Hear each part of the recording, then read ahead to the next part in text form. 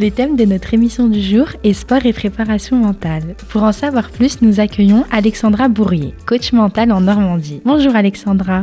Bonjour. Nous savons que vous êtes coach mental depuis le 27 janvier 2021. Qu'est-ce qui vous a donné envie de faire ce métier ? Le fait de pouvoir accompagner un public large et de leur donner en fait tous les outils possibles pour aller de l'avant.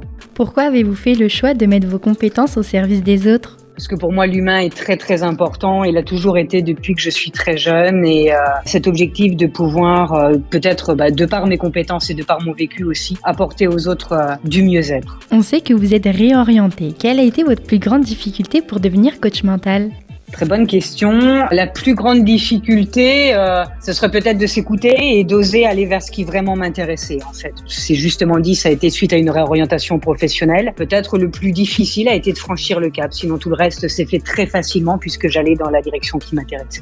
On sait que ça demande un gros travail de redonner confiance à des personnes qui ont eu un parcours difficile. Comment faites-vous pour trouver les bons mots ?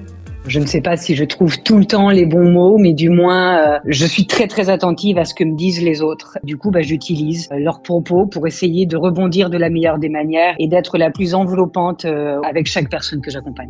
Est-ce important pour vous la préparation mentale avant une compétition sportive ? Et si oui, pouvez-vous nous expliquer pourquoi ? Oui, forcément, c'est surtout pas moi qui vais dire le contraire. Bien évidemment que la PM et la préparation mentale, est importante avant une compétition sportive. Elle l'est avant, elle l'est pendant, elle l'est après aussi. Avant encore plus, le but, c'est tout simplement de donner à l'athlète tous les outils pour qu'il performe le jour de la compétition, qu'il se fasse complètement confiance et qu'il puisse aller décrocher le titre suprême. Vous arrive-t-il de coacher des personnes en situation de handicap ?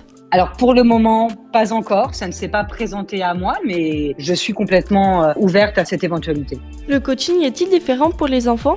Différent dans le sens, en termes de durée, oui, déjà une séance va très logiquement être plus courte. Et puis une fois de plus, je m'adapte, je vais utiliser en fait d'autres outils et ma manière de communiquer va être différente. Pour moi, ce qui est essentiel, dès que le public change, c'est de s'adapter et donc du coup forcément avec un enfant, une approche beaucoup plus, simplifiée. La séance de coaching dure combien de temps et comment est-elle construite ?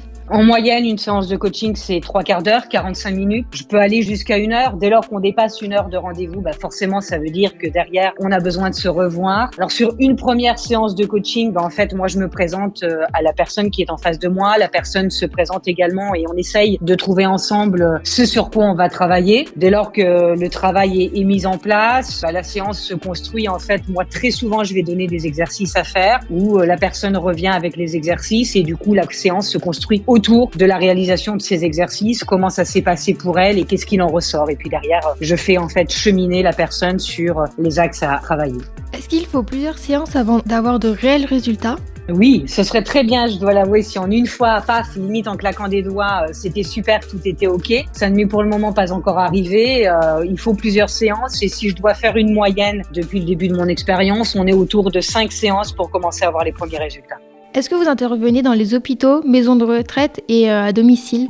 Hôpitaux, maisons de retraite, non. À domicile, oui, puisque moi, je n'ai pas de cabinet. J'ai fait le choix pour le moment de ne pas avoir de cabinet. Donc, c'est-à-dire que je me déplace dans toutes les structures et lorsque j'ai des personnes en individuel avec lesquelles je travaille, des adultes ou bien des enfants, je me déplace systématiquement chez eux. Quelle est la tranche d'âge de vos patients ? Le plus jeune a 10 ans et la plus âgée, une bonne 50aine d'années. Avez-vous une anecdote marquante à nous raconter ? Anecdote, oui, avec une de mes bénéficiaires où en fait, il y avait un bon de commande qui avait été fait sur 10 rendez-vous, 10 séances à faire avec un partenaire bien précis et je devais accompagner cette personne sur la confiance en soi et de la fixation d'objectifs. Et au bout du 7e rendez-vous, il se passait toujours rien. J'avais beau essayer différentes méthodes, différentes approches avec elle, il se passait rien. Pendant la séance, sur tout le premier quart d'heure, j'ai fait quasiment que l'ignorer, du moins ne pas être attentive à ses réponses et faire un petit peu autre chose et du coup, ça l'a choquée. J'ai été très stricte dans mes propos. C'est moi qui ai clôturé la séance, contrairement à parfois ce que je peux faire où je laisse un petit peu de la place aux différentes personnes que j'accompagne. Et là, c'est moi qui ai clôturé la séance en lui disant que je la laissais partir en vacances et que derrière, c'est moi qui prendrai contact avec elle quand j'aurai envie de la revoir. Du coup, ça lui a fait l'électrochoc parce qu'elle me l'a dit après coup. Et derrière, les 3 autres séances qui sont restées ont juste été extraordinaires et elle a fait en l'espace de 15 jours, 3 semaines sans se voir. Elle a franchi tous les obstacles qu'il y avait à franchir et elle a avancé vitesse grand V. Donc pour moi, c'est l'anecdote que je retiens et c'est assez marrant du coup, parce qu'aujourd'hui c'est quelqu'un que je contacte encore, mais avec qui j'ai encore des contacts de manière, on va dire, un petit peu amicaux. Donc c'est chouette. Nous vous remercions d'avoir répondu à nos questions. Nous vous souhaitons une bonne journée, Alexandra Bourrier. Mais de rien.